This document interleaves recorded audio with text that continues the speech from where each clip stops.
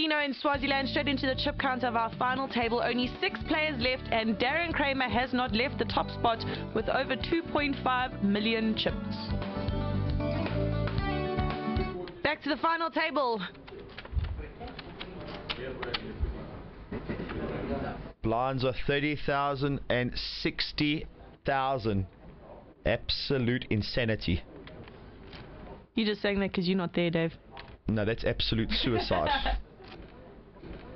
Right, so Ray Rami, he's done a few chips in this episode so far, hasn't really been able to pick up any pots. But on the opposite side of the spectrum, Conrad Coetzer hasn't lost a pot yet. He's been playing very, very well. He's picked up cards in the right spots. He found that gut shot draw. He's been playing very aggressively, re-raising Ray Rami.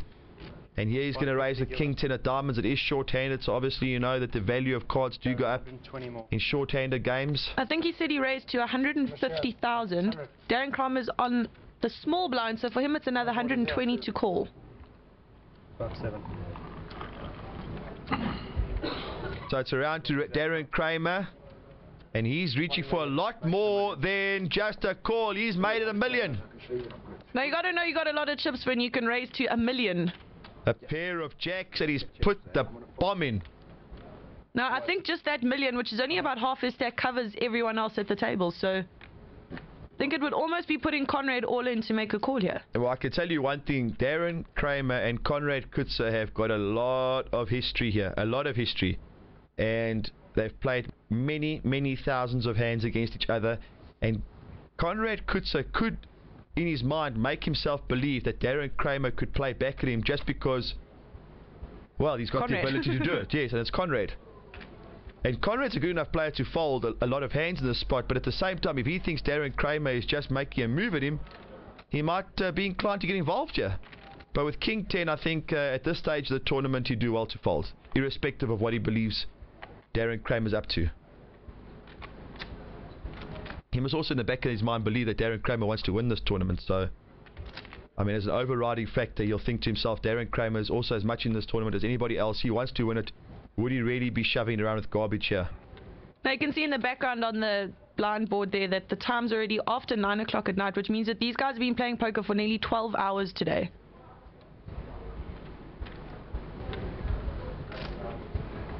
Such a sick feeling. Such a sick feeling. You know you're folding. Let's get the job done with.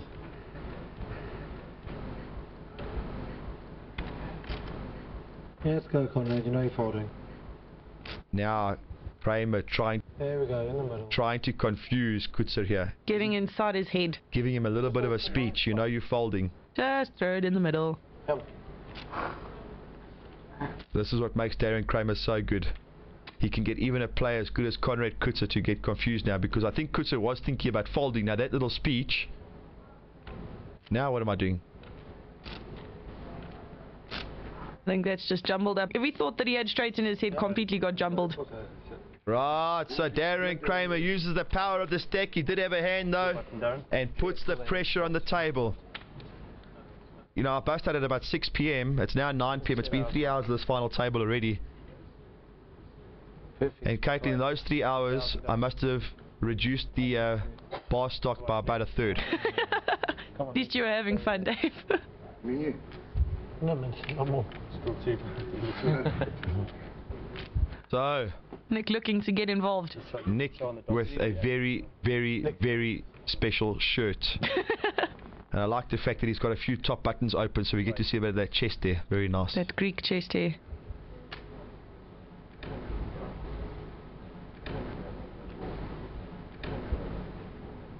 Nick Sisu will make the raise with ace-8.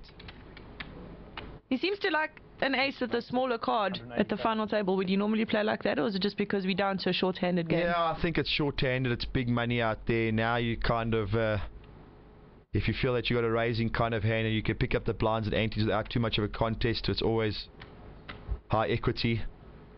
But, you know, if you've got players that are equally aggressive behind you and they can smell a bit of weakness or feel that you haven't got much, these kinds of Coetzers and Ramis, they'll be shoving back at you. Now, Mauro was on the big blind. 120, Mauro. And Mauro hasn't been involved so far, Caitlin. So he's been playing very snug and very solid. Is he waiting and biding his time to get his money across the run, looking for a big double up? I'm all in. There it is. Reraise all in. There it is. There it is. Mauro De Rose is saying, I've got none of this, and he's got the Rami.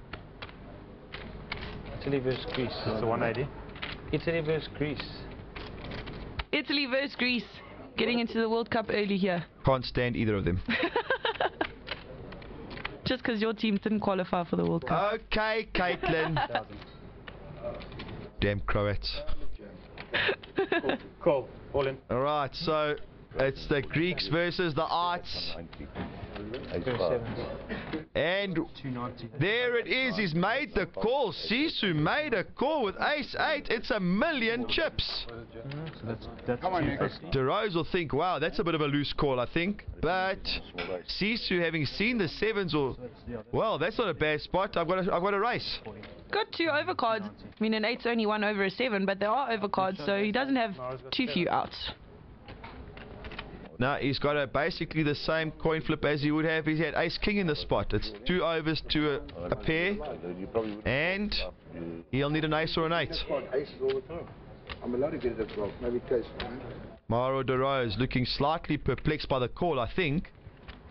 Got that 1 raised eyebrow. It's that time of the tournament when anything can happen. It's the deuce, the tray, the 10. Great flop for 7s. Mauro De Rose, please hold up. Please hold up. It's so far so good for him. Ace or 8 on the river. So far so good. It's going to be a big double up for De Rose.